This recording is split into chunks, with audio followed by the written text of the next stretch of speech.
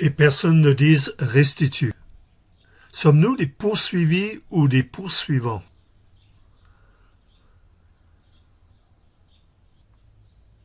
Comment Dieu veut sublimer sa loi? Mais à cause de son salut, l'Éternel a voulu rendre sa loi magnifique et sublime. Et cependant, voilà un peuple pillé et dépouillé, ils sont tous pris au piège, au fond des fosses, mis au secret dans les prisons, ils sont pillés et nul ne les délivre. On les a dépouillés et aucun ne dit « restitue ». Isaïe 42, 21 à 22.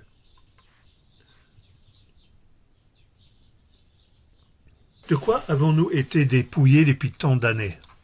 Notre santé, la paix, la joie, le sentiment d'être aimé avec un amour inconditionnel, notre confiance en Dieu et ses serviteurs, nos finances, notre capacité d'investir la dîme et des offrandes, de pouvoir entreprendre des projets, de laisser un héritage à nos enfants, les relations avec nos enfants ou petits-enfants, son couple, ou bien tout ce qui précède.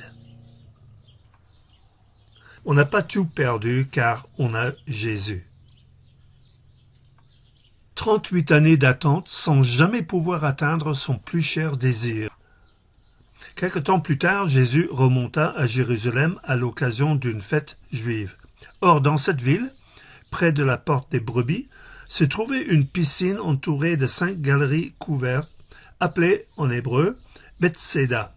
Ces galeries étaient remplies de malades qui y restaient couchés, des aveugles, des paralysés, des impotents. Il avait là un homme malade depuis 38 ans. Jésus le vit couché, et quand il a su qu'il était là depuis si longtemps, il lui demanda « Veux-tu être guéri ?»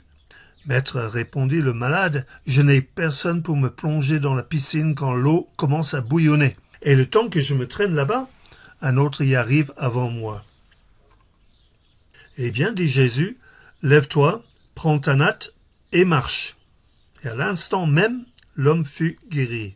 Il prit sa natte et se mit à marcher. Mais cela se passait un jour de sabbat. La solution pour guérir. Un ange qui agitait de l'eau. Premier arrivé, premier servi.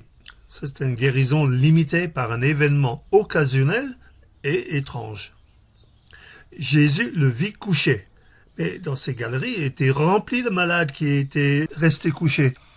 Combien est précieuse la regarde de Jésus sur ta vie? 38 ans d'attente qui a commencé avant même que Jésus est né. Pourquoi Jésus demande « Veux-tu être guéri ?» Parce que cet homme ne préconisait qu'une seule solution, mais il répond avec 2 excuses. « Je n'ai personne pour m'aider », mais Dieu peut faire naître la personne qui désigne pour t'aider. Dans ce cas, c'était Jésus.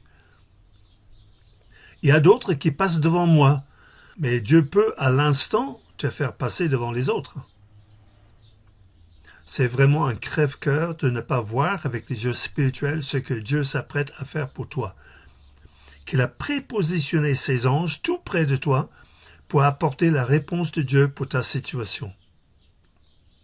Il nous faut imaginer par l'esprit une autre réponse que celle imposée par notre raisonnement. Une parole, un commandement de Jésus à ton sujet désespéré change tout.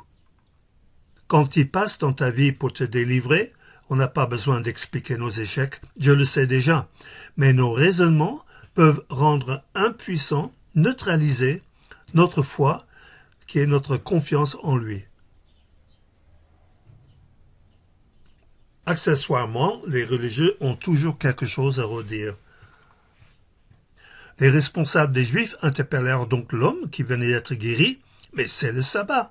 Tu n'as pas le droit de porter cette natte. » « Mais, répliqua-t-il, celui qui m'a guéri m'a dit « Prends ta natte et marche. » « Et qui t'a dit cela ?» lui demandèrent-ils. Mais l'homme qui avait été guéri ignorait qui c'était, car Jésus avait disparu dans la foule qui se pressait à cet endroit. Peu de temps après, Jésus le rencontra dans le cour du temple. « Te voilà guéri, lui dit-il, Mais veille à ne plus pécher pour qu'il ne t'arrive rien de pire.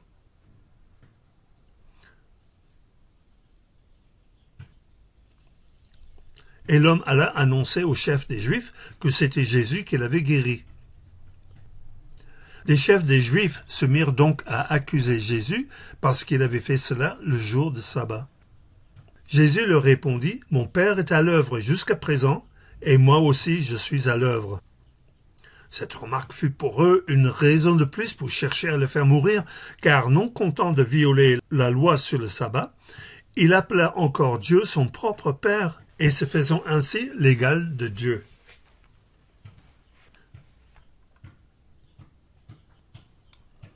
Nous n'ignorons pas les manœuvres de notre ennemi, car nous avons reçu une révélation.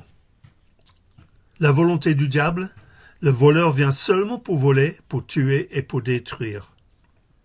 La volonté de Jésus, moi je suis venu afin que les hommes aient la vie, une vie abondante. Abondante, c'est plus que le nécessaire. Continuez vers partie 2, récupérer ce qui a été volé. Envie de faire partie d'un groupe EM, Église dans les maisons, de prière et enseignement? Eh bien, les disciples de Haute-Savoie font des rencontres les mardis, mercredis et jeudis pour l'instant, où nous prions les uns pour les autres. C'est un temps d'église où nous recevons aussi un enseignement biblique avec la possibilité de poser les questions. Si vous souhaitez participer, contactez Brian sur WhatsApp.